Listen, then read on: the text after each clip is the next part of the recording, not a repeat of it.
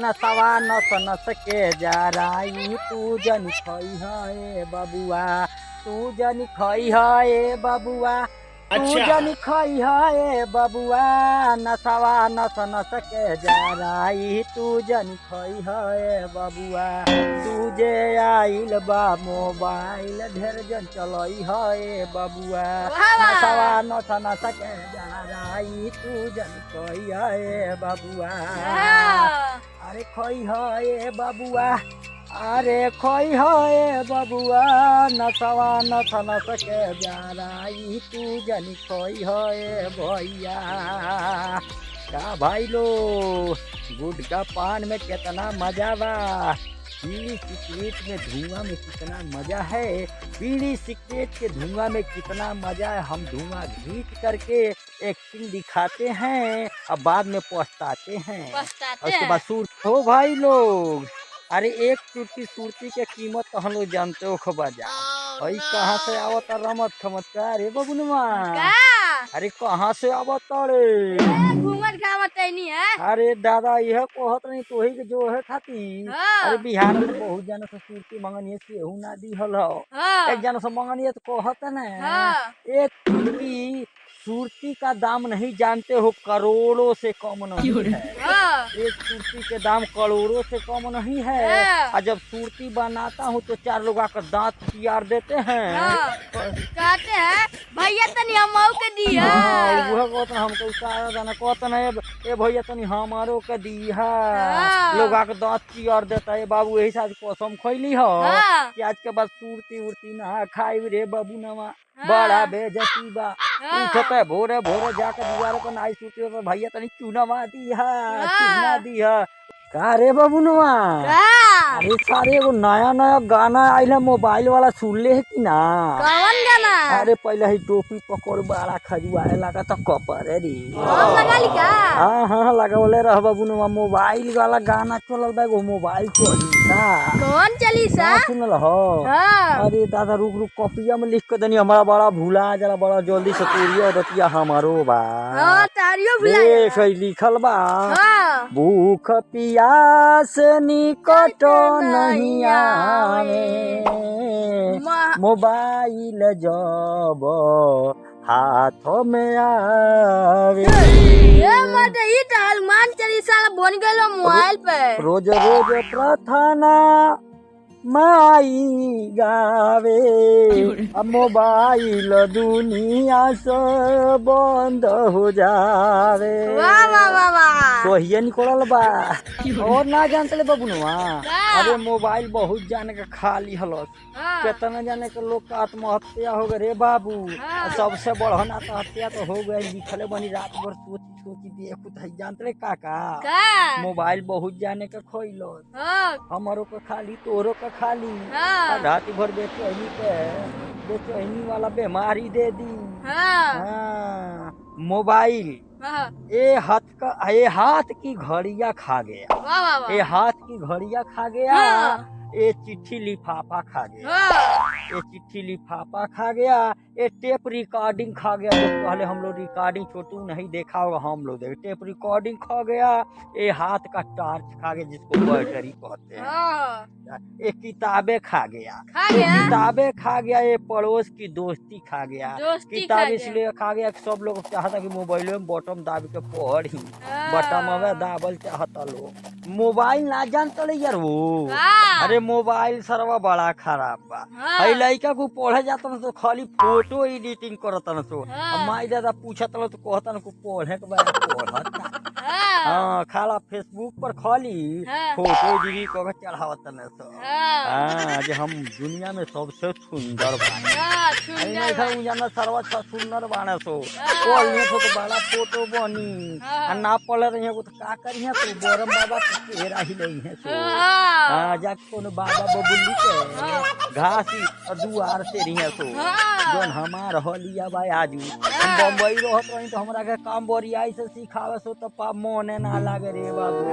आजू देखू ना घरे हर नौकरी करत तो टोकारी के हाँ। आज बुझाता कि समझवल का होला। लेकिन बबुआ ते मोबाइल ढेर न चलो है। हाँ। जब पढ़ के नौकरी पा जेबे तो हजारों मोबाइल आई, हाँ। हजारों लोग बनी मिली है। और जानता है क्या क्या खा हाँ। गया? क्या? ए हमारा वक्त खा गया, हाँ। ए हमारा वक्त खा गया, ए रखा हुआ गोलक का पैसा खा गया, हाँ। ए मेल मिलाप खा गया, ए रिश्तेदारी में आना जाना खा गया। खा गया। समझ गया? हाँ। ई सरवा बहुत लोगों को खा गया। हाँ। ई सरवा हाँ। बहुत लोगों को खा गया। हम्म। तब जाके मोबाइल आया है, हाँ। तब जाके मोबाइल आया है। जानता है क्या? नीमन मनई के सरवा बनेचर बनाया है। बनेचर? नीमन मनइयों को बनेचर मने नहीं जानता, छछून्नर छछून्नर बना दिया है मोबाइल चला चला। इतना नशा लग गया कि सब धारावाहिक देखते तो बढ़िया बढ़िया पता नहीं का देखो थोड़े सो मन में हो सकता है। हाँ। बनाने वाला भी क्या सोच के बनाया है, हाँ। बनाने वाला भी क्या सोच के बनाया हाँ। है। सच तो यही है, सच तो यही है। उसके ऊपर कलयुग का साया है, हाँ। कलयुग का साया कलयुग का इसी साया में है। दुनिया पगलाया है। मोबाइल में लोग इतना बिजी हो गए हैं, वाह वाह। मोबाइल में लोग इतना बिजी हो गए कि हम लोग बचपन में आम बीनने जाते थे। हाँ। बगीचे में आम बीनने जाते थे बचपन में। आज गांव वाले जाके शहर में बस गए तो आम का दरस कहाँ। आज ज्यादा से ज्यादा फेसबुक और इंस्टाग्राम पर देखते हैं कि आम कैसा हो, आम कैसा होता है। देख लेते हैं। लेकिन वो लोग सोचते हैं कि आम होता कैसा है। हाँ। सिर्फ खरीदे ना तो देखेंगे भी नहीं। हाँ, सही कह रहे हैं।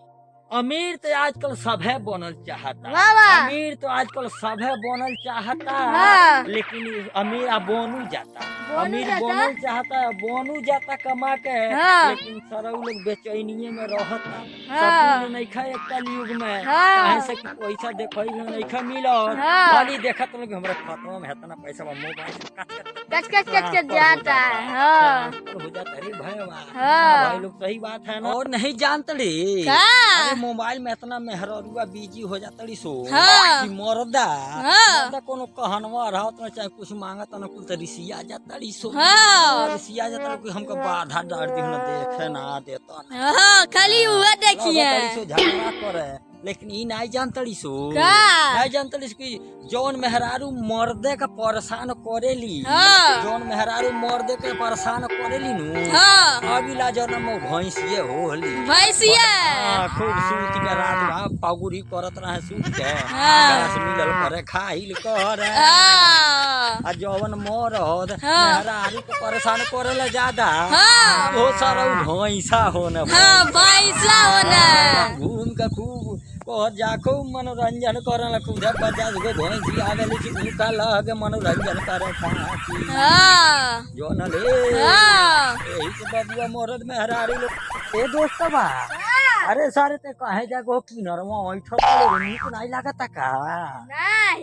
अरे तोर हमहू जान तो नीक ना लागी। हाँ। जब से तोर बर्दे खवो आइल बाड़े सो, हाँ। तब से बड़ा बिजी अब बेचैन रहत ताड़ी। हाँ। अरे मौगी के बार बार फोन आवता का रे? बे मती। कि बड़ा बतियावे के मन करता। बे। अरे सारे ढेर न बतियो ये नहीं तो पहले ही का देख सरऊ लोग बतिया लेता। अब मुंह लगू हो जाता न तो आवते लागत है कि रेटे बनावे कोनो इज्जतिया नहीं है। नून मरचा पहले ही जान जाता री तो जो न ले के बाबू नमाज के न ढेर बतियाई है। बतिया होला से का होला, और न बतिया होला से मन बिगड़ेला। कोनो करो में मन लागेला। हां कोनो कोनो लगा तो पता से अरे कैसे बाड़ू खइलू हु कि ना, नहैलू है कि ना, घूमे गोइलू है कि ना, कोनो कोनो सरवा इहो बानबू खेते और गोइलू है कि ना। चलिए दोस्तों, मनोरंजन तो बहुत बोलेंगे। सबसे बढ़िया शायरी व डायलॉग एगो ठीक है धरीछा, देख रहे हो ना?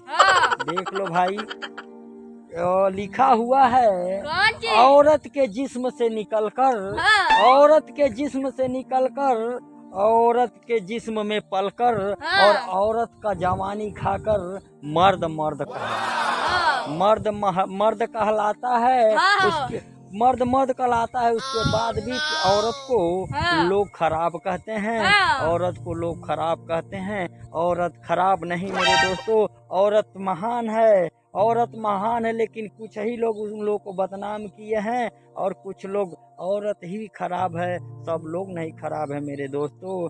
इसलिए सब लोग एक बराबर नहीं होते हैं, सब लोग 100 में तो 80 खराब हो ही गए हैं इस कलयुग में, क्योंकि ये कलयुग है, देखा देखी सब बिगड़ सब नून मरचा जानताड़ी सो जान जाताड़ी सो वही से आवताड़ी सो घर वाला लगा के बाहर बुझताड़ी सो जा वही बात पे तो का सुना देतनी एगो शायरी। हाँ याद रखिए, बादल चांद को छुपा सकता नहीं, बादल चांद को छुपा सकता नहीं, और मेहरारू मर्द को भुला जाती है, ये यार को नहीं। मेहरारू मर्द को भुला जाता सो यार के नहीं।